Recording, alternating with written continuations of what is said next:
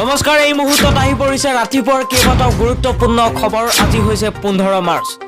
অসমৰ লগতে ভাৰতৰ বিভিন্ন প্ৰান্তৰ পৰা এনে ধৰণৰ খবৰসমূহ নিতৌ চাবৰ কাৰণে চেনেলটো সাবস্ক্ৰাইব কৰি ভিডিঅটোত এটা লাইক কৰি দিব এই মুহূৰ্তত দিবলৈ লৈছো এটা গুৰুত্বপূৰ্ণ খবৰ মেট্ৰিক আৰু উচ্চতৰ মাধ্যমিক পৰীক্ষাত অৱতীৰ্ণ হ'ব খোজা ছাত্ৰ-ছাত্ৰীসকলৰ বাবে এক গুৰুত্বপূৰ্ণ খবৰ আধা ঘণ্টাৰ আগতে কেন্দ্ৰত প্ৰৱেশ কৰিব লাগিব পৰীক্ষাৰ্থী কোভিড-19 জনিত পৰিস্থিতিৰ বিগত বৰ্ষত মূল্যায়নৰ ব্যৱস্থাৰে উচ্চ মাধ্যমিক আৰু উচ্চতৰ মাধ্যমিক চূড়ান্ত পৰীক্ষাৰ ফলাফল ঘোষণা কৰা হৈছিল এইবেলি শিক্ষা বিভাগে শ্ৰেণী কোঠাত পৰীক্ষা অনুষ্ঠিত কৰিবলৈ সাজু হৈছে আজিৰ পৰা অৰ্থাৎ 15 মাৰ্চৰ পৰা উচ্চ মাধ্যমিক আৰু উচ্চতৰ মাধ্যমিক কলা বিজ্ঞান আৰু বাণিজ্য শাখাৰ চূড়ান্ত পৰীক্ষা আৰম্ভ হ'ব হুজাই জিলা আৰু নগাঁও জিলাক সামৰি উচ্চ আৰু উচ্চতৰ মাধ্যমিক পৰীক্ষা অনুষ্ঠিত কৰিবলৈ নগাঁও জিলা শিক্ষা বিভাগে গ্ৰহণ কৰা প্ৰস্তুতি সম্পূৰ্ণ হৈছে অবিভক্ত নগাঁও জিলাত এইবাৰ উচ্চ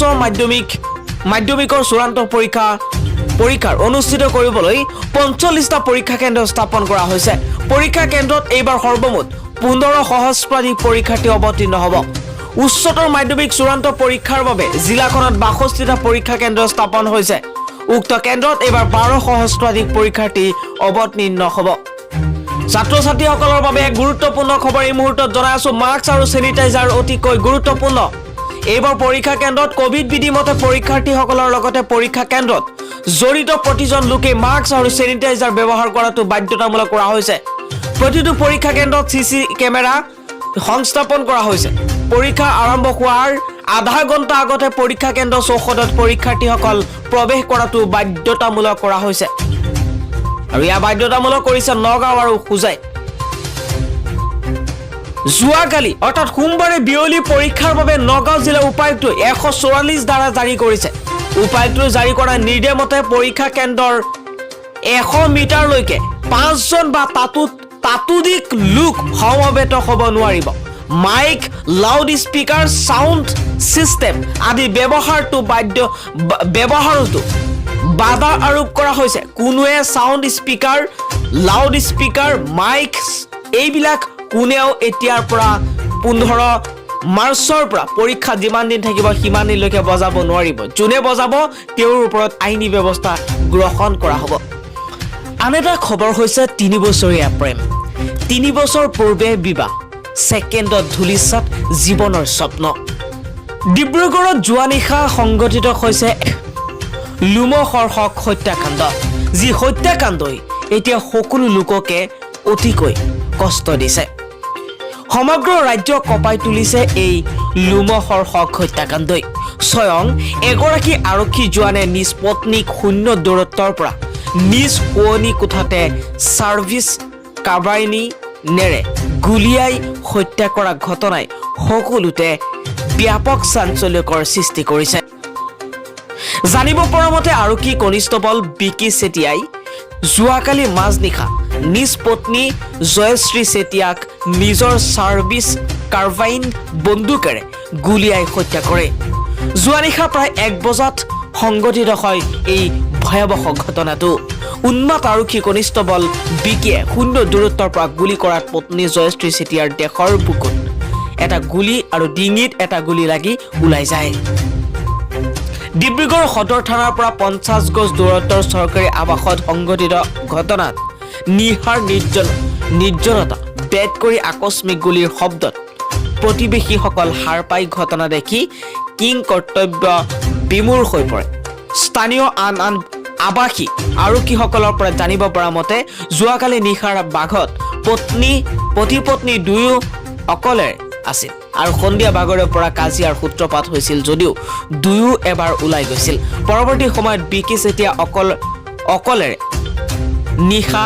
নিজৰ মটৰচাইকেলেৰে ওলাই গৈছিল যদিও কলৈ গৈছিল হিয়া আবাসীসকলে জনা নাছিল কিন্তু নিশা হঠাৎ প্ৰায় 1 বজাত দুটাকৈ গুলিৰ শব্দ শুনি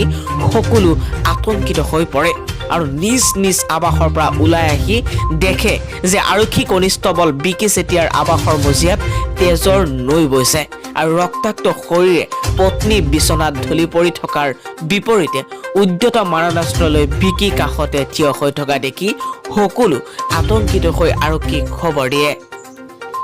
পৰৱৰ্তী খবৰটো হৈছে ইউক্ৰেইনক লৈ এবাৰ বাজি পুতিনক যুদ্ধৰ বাবে প্ৰত্যাহ্বান জনাইছে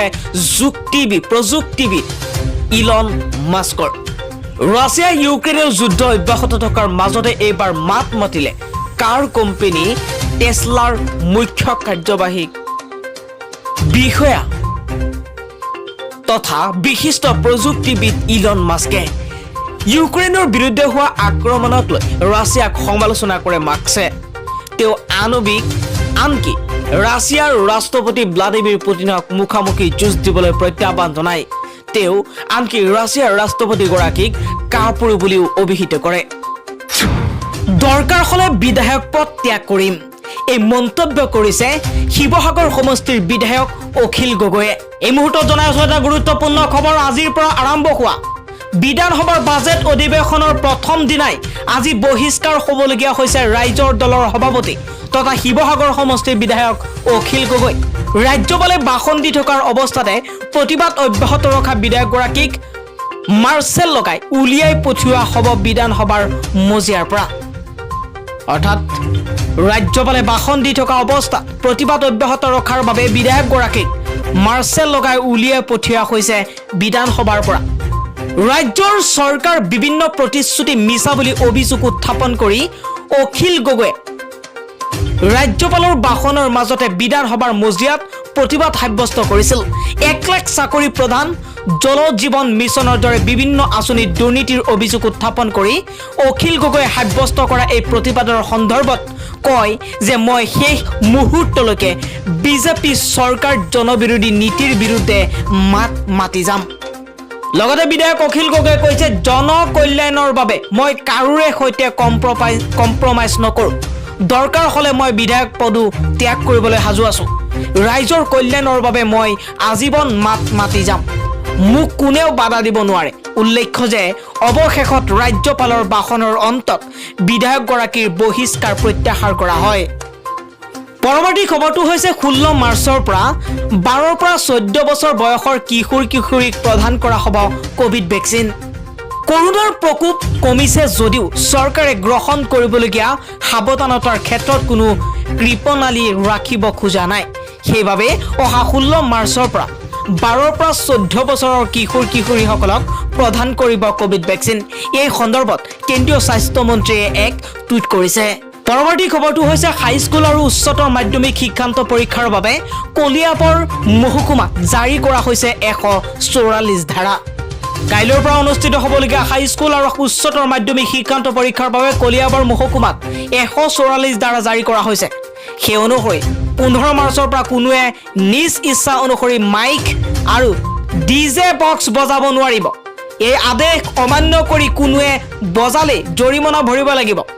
এই মুহূৰ্তত জনাই আছো এটা গুৰুত্বপূৰ্ণ খবৰ 15 মাৰ্চৰ পৰা কোনোৱে নিজ ইচ্ছা অনুসৰি মাইক আৰু ডিজে বক্স বজাব নোৱাৰিব এই আদেশ অমান্য কৰিলে ভৰিব লাগিব জৰিমনা মঙ্গলবাৰৰ পৰা ৰাজ্যত অনুষ্ঠিত হ'বলগীয়া হাইস্কুল আৰু উচ্চতৰ মাধ্যমিক শিক্ষান্ত পৰীক্ষাত অৱতীৰ্ণ ছাত্ৰ-ছাত্ৰীসকলৰ সুবিধাৰ্থে কলিয়াবৰ মহকুমা প্ৰশাসনে এনে কঠোৰ পদক্ষেপ গ্ৰহণ কৰিছে এনে কঠোৰ পদক্ষেপ সমগ্ৰ ৰাজ্যত গ্ৰহণ কৰিব লাগে যাতে কিছুমান অভদ্ৰ কিছুমান এনে ধৰণৰ দুষ্ট চক্ৰ মানুহৰ বাবে এই আইনসমূহ অতিকৈ কঠোৰ হয় কোনোৱে মাইক আৰু ডিজে বক্স সীমিত শব্দৰ ভিতৰত বজাবলৈ হলে প্ৰশাসনৰ অনুমতি ল'ব লাগিব কিন্তু অনুমতি নোলোৱাকৈ উচ্চ শব্দত মাইক আৰু ডিজে বক্স বজালে ভাৰতীয় দণ্ডবিধি আইনৰ 144 ধাৰাৰ অধীনত দণ্ডনীয় হ'ব 15 মাৰ্চৰ পৰা পৰীক্ষা শেষ নোহোৱা পৰ্যন্ত এই নিয়ম কাৰ্যকৰী কৰা হৈছে